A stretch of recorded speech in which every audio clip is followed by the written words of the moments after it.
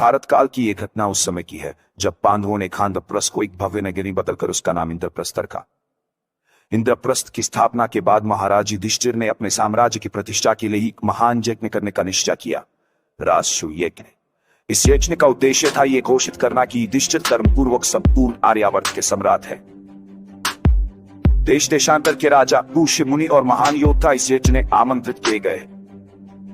इंद्रप्रस्थ सभा से भरा हुआ था, चारों ओर वह एक मंत्र गूंज रहे थे। स्वर्ण सिंहासन पर युधिष्ठिर विराजमान थे। यज्ञ के मुख्य अतिथि थे भगवान श्री कृष्ण। यज्ञ के समय एक महत्वपूर्ण परंपरा निभाई जानी थी, अग्र पूजा, अर्थात सबसे पहले किसका सम्मान किया जाए। सभी में चर्चा होने लगी।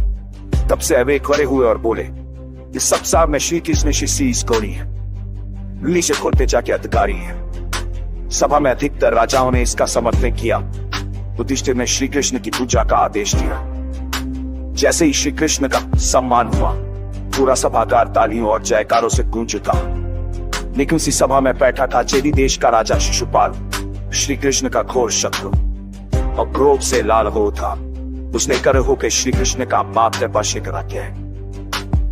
उसने अबोरात साकलारू मेरी सका हरकत मांगा, सुचितना औरत से पड़े आ पस्तिका वही ये जैसे कुछ जमाई तरह असस्ती पाल बच के स्थान जब शारीय से कुछ साक्षित से हर बार आता ही चित्त है।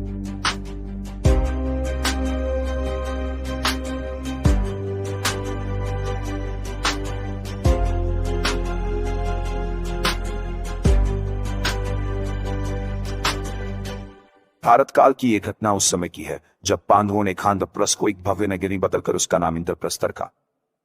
इंद्रप्रस्थ की स्थापना के बाद महाराज युधिष्ठिर ने अपने साम्राज्य की प्रतिष्ठा के लिए एक महान यज्ञ करने का निश्चय किया, राजसूय यज्ञ। इस यज्ञ का उद्देश्य था यह घोषित करना कि युधिष्ठिर धर्मपूर्वक संपूर्ण आर्यावर्त के सम्राट है। देश देशांतर के राजा, ऋषि मुनि और महान योद्धा इस यज्ञ में आमंत्रित किए गए। इंद्रप्रस्थ सभा से भरा हुआ था, चारों ओर वह एक मंत्र गूंज रहे थे।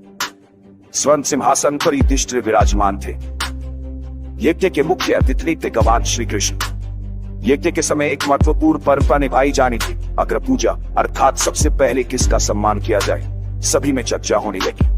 तब से वे खड़े हुए और बोले, इस सप्ताह में श्री कृष्ण शिष्य गौरी है, नीचे खोलतेजा के अधिकारी है। सभा में अधिकतर राजाओं ने इसका समर्थन किया।